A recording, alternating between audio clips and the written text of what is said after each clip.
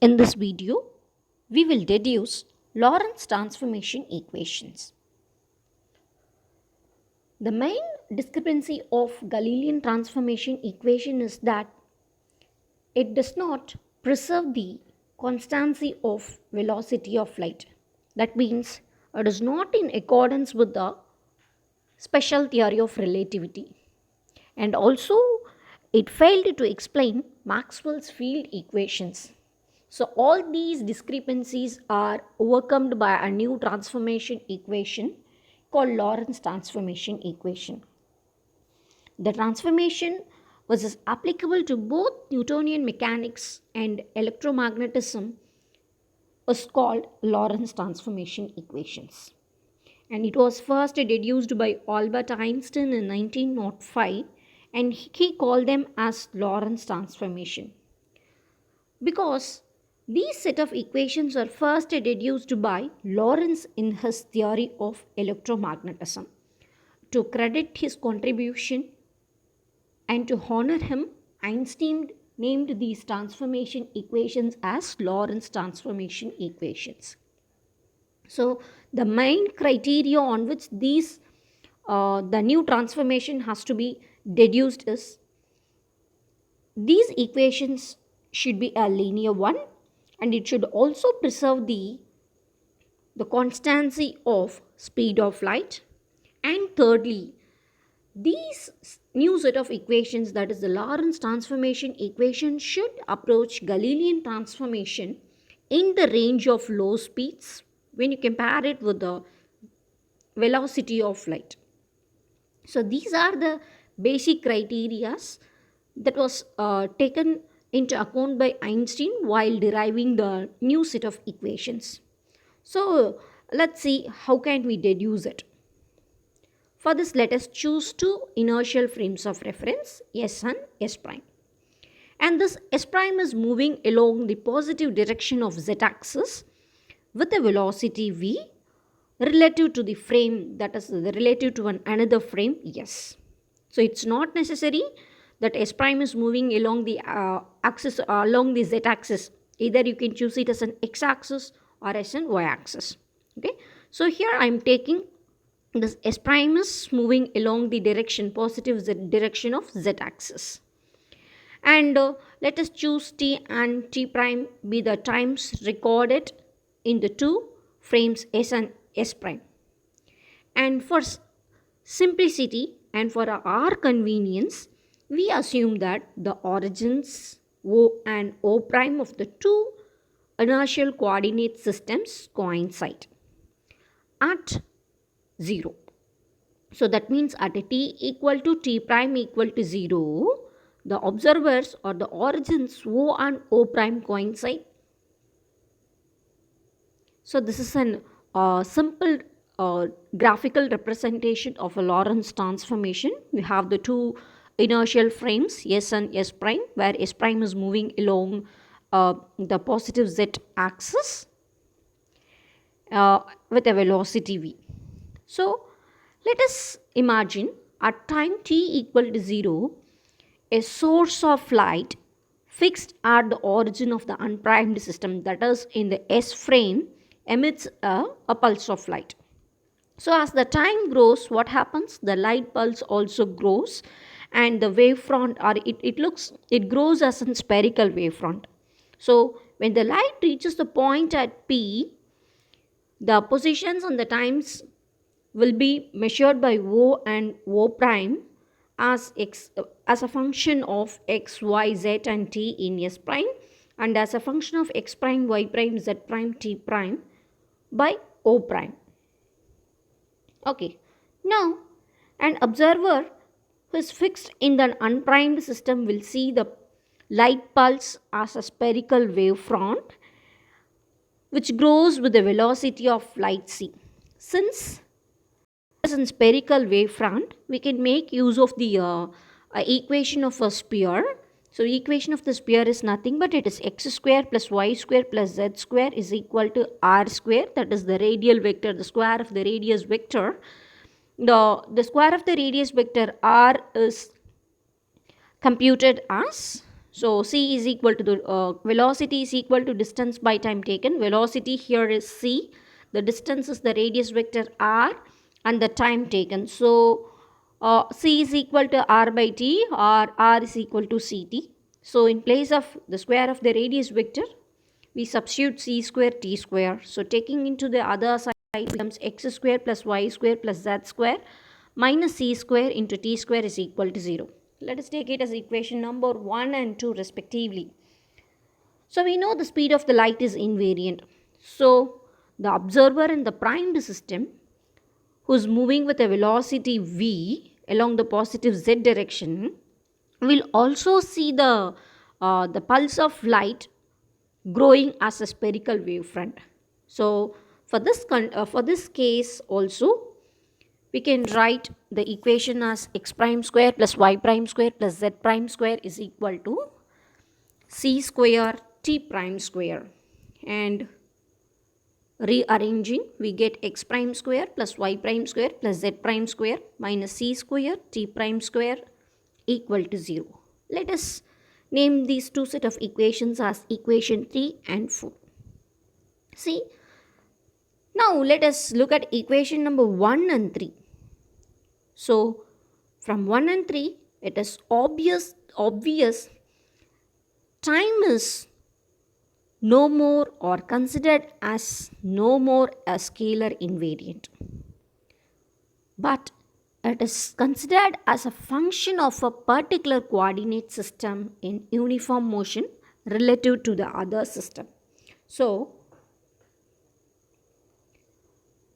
we are considering the time as a variable as we consider the coordinates x, y, z.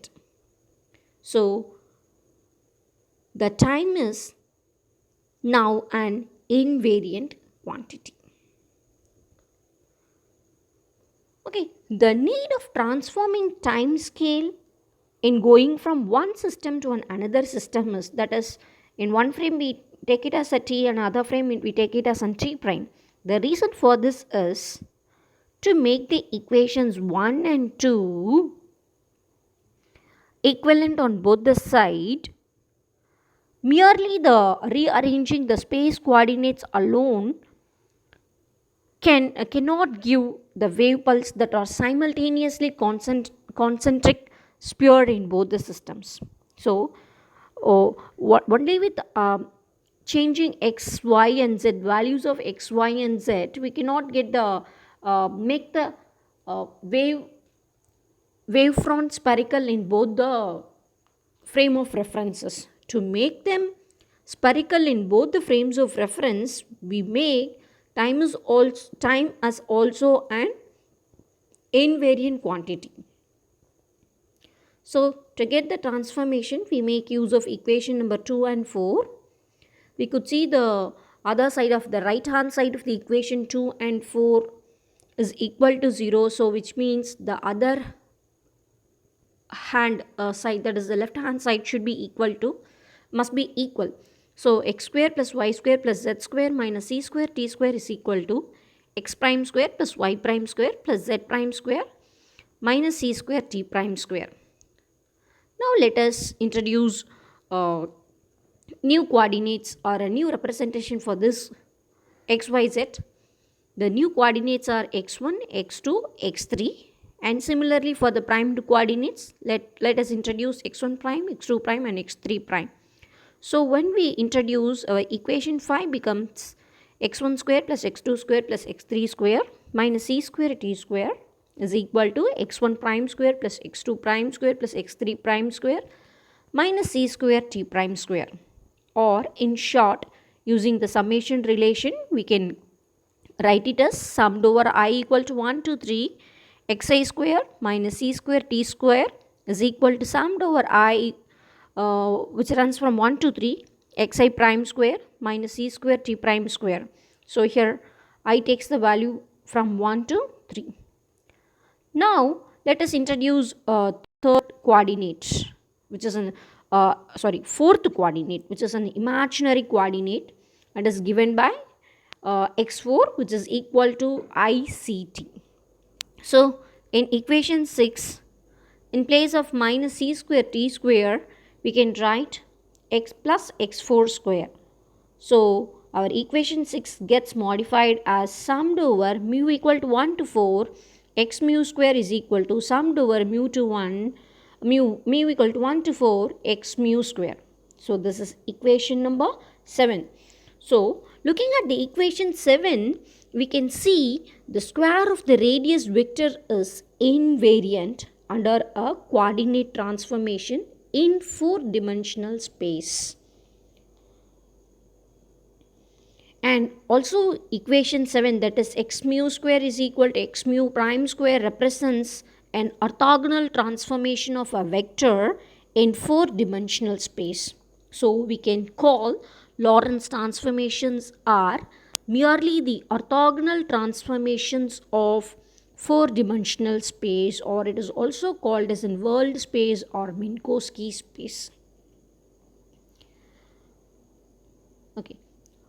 Since we said these Lorentz transformations are the orthogonal transformations of a 4-dimensional space, we can write Lorentz transformation as x mu prime is equal to summed over nu equal to 1 to 4 a mu nu into x nu.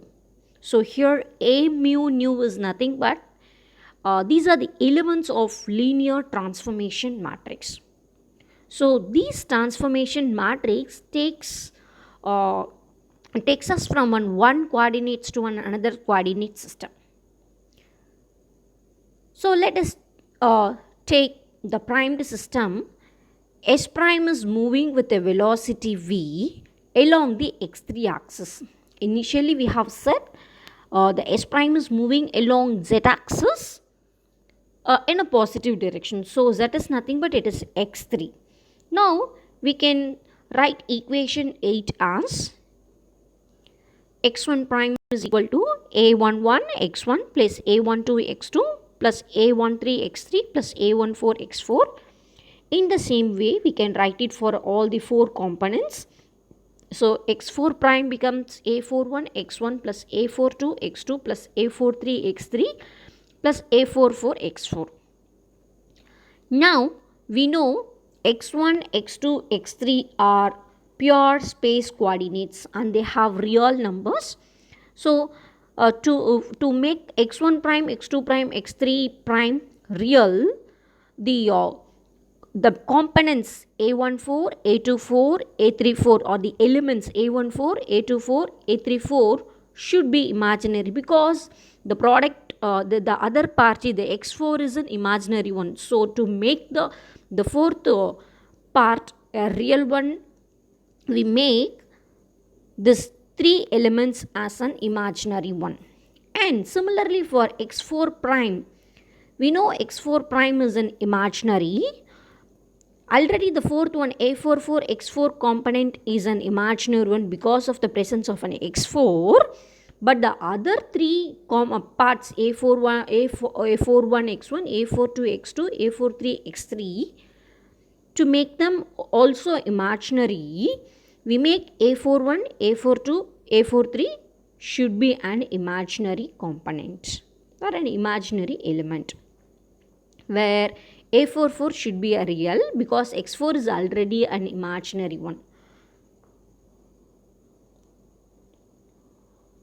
Okay, now the primed system is said to move along the x3 axis. That means there is no movement or no change along x1 and x2, which is being in a direction perpendicular to that of the system motion. So x1 and x3, x2 will remain unaffected by the transformation. So we can write x1 prime is equal to x1, x2 prime is equal to x2. So only the components x3 and x4 will undergo transformation. So the changes will appear only in the matrix of x3 prime and x4 prime, and there will be no change occurring in x1 and x2. So we can write the equation 9 as x1 prime is equal to x1, x2 prime is equal to x2, and x3 prime is equal to, in x1 and x2 there is no change, so we can leave them. So x3 prime is equal to a33 x3 plus a34 x4. x4 prime is equal to a43 x3 plus a44 x4. So now let us write the transformation matrix. So x1 is, there is only one component, so it is 1 0 0 0. There is a absence of another component, so it is 0 0 0. In the same way for the next x2 prime also we can write 0 1 0 0 0 0 a33 a34 0 0 a43 a44. Now we need to find the values of a33 a34 a43 and a44. So we have already said the transformation matrix is an orthogonal, it's an orthogonal transformation. So these matrix elements should obey the orthogonality conditions, which is given by a mu nu into a lambda nu is equal to delta mu nu. I think we are very much aware of this delta, which is called as a Kronecker delta. This Kronecker delta takes a value of 1 if mu is equal to lambda, and it is equal to 0 if mu is not equal to lambda. Let us make use of this orthogonality condition, and first let us put mu is equal to lambda is equal to 3, and then substitute nu is equal to 3 and the nu is equal to 4 in equation 12. So putting mu is equal to 3, lambda equal to 3, we get a33. Then a lambda is equal to 3 and nu is equal to 3. So you will get a33 into a33, which is a33 square. Again we have to put mu is equal to lambda is equal to 3, and then substitute for nu is equal to 4. We get a34 square, so which is equal to 1. So why it is equal to 1? If mu is equal to lambda, delta will be equal to 1. So again putting mu is equal to lambda is equal to 4 and substitute nu is equal to 3 and 4 in equation 12, we get a square 43 plus a square 44 equal to 1. In case if mu is not equal to lambda, that means we get a33 a43 plus a34 a44 is equal to 0. This 0 comes because the mu value is not equal to lambda. Now the origin of the primed system is moving uniformly along x3 axis, and after time t, this x3 coordinate will be at vt. So that is, r will be equal to velocity times the time. So v into t. We know the value for t, which is obtained from x4 is equal to ict. So t is equal to x4 by ic. For our convenience, let us multiply by an I and divide it by an I. So you get I by I square V by C x4. So in place of I square we can write minus I beta x4, where beta is nothing but it is V by C. So x3 is equal to minus I beta x4. So now the matrix relation for x3 prime becomes x3 prime is equal to a33 plus x3 plus a34 into x4. In place of x3 we are writing minus I beta x4 plus a34 into x4. So we have x4 in both the places. Let us take that x4 out. So x3 prime is equal to a34 minus I beta a33. So we have already said that x3 prime is equal to 0. So which means that x4 will not be equal to 0. So it has some value ICT. What should be equal to 0? a34 minus I beta a33 should be equal to 0. It says that a34 is equal to I beta a33. Now we got the value for a34, and let us substitute that in equation number 13. Substituting in it, we get a33 square plus a34 square is equal to 1. So this is an equation number 13. a33 square plus a34 square is equal to is equation number 13. In place of a34 we are substituting I beta a33 So in both the place you have a33. Let us take it outside. So a33 square into 1 minus beta square. I square is replaced by minus 1. It is 1 minus beta square. So we got the value for a33 as 1 divided by root of 1 minus beta square. So from equation 17 you could see what is the value of a34. a34 is equal to minus I beta times a33. So using equation 18, let us substitute 1 by root of 1 minus beta square. So a34 value is I beta by root of 1 minus beta square. In the same way, on solving equation 14 and 15, we get the values for the element a44 as 1 by root of 1 minus beta square and a43 as minus I beta by root of 1 minus beta square. So we can write the transformation equation now as x1 prime, x2 prime, x3 prime, x4 prime. In place of a34, a33, a34, a43 and a4, we have substituted or written the values we have obtained. So the matrix elements, the transformation matrix elements are 1 0 0 0 0 1 0 0 0 0 1 divided by root of 1 minus beta square I beta by root of 1 minus beta square, 0 0 minus I beta divided by root of 1 minus beta square, 1 divided by root of 1 minus beta square. So we know the value for x1 prime, x2 prime, x3 prime as x prime, y prime, z prime, and x4 prime as ICT prime. Let us substitute everything. So let us substitute and multiply. We get x prime is equal to x, y prime is equal to y,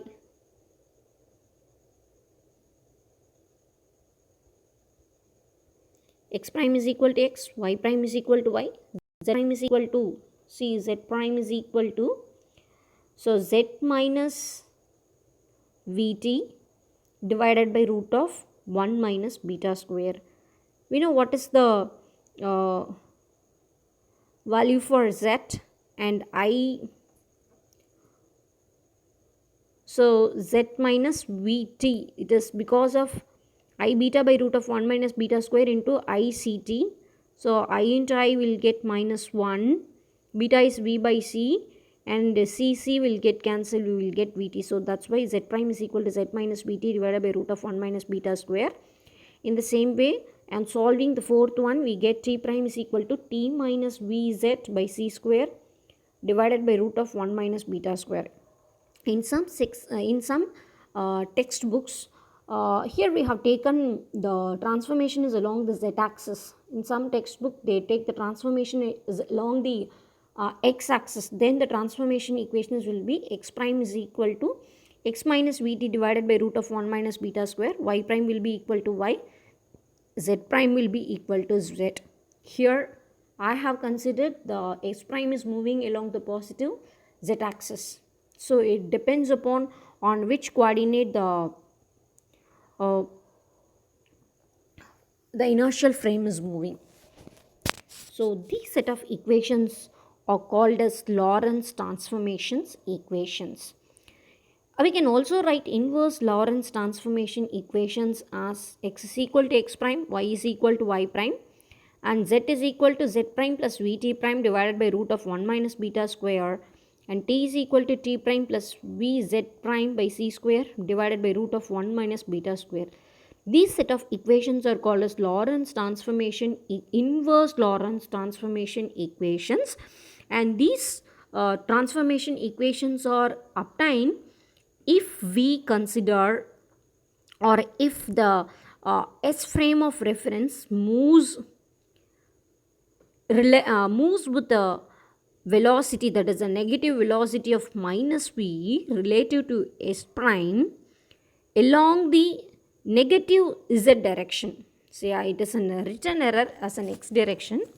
If it moves with a minus v velocity relative to S prime along the z direction, we will get this set of equations. And it is also noted that when the velocity of an object or velocity is very less than the velocity of light, then we get v by c and it tends to 0 or approaches 0, then we get the Galilean transformation equations from the Lorentz transformation. So, at low speeds, Lorentz and Galilean transformations do not differ to a greater extent. But from a theoretical point of view, the Lorentz transformations represent a most profound conceptual change, especially in relation to space and time. So, on Earth, both Galilean and transformation equation does not differ much. But when we talk about electrons, neutrons, and cosmic ray showers, when we are studying cosmic ray showers and Maxwell's field equations, Lorentz transformation equations makes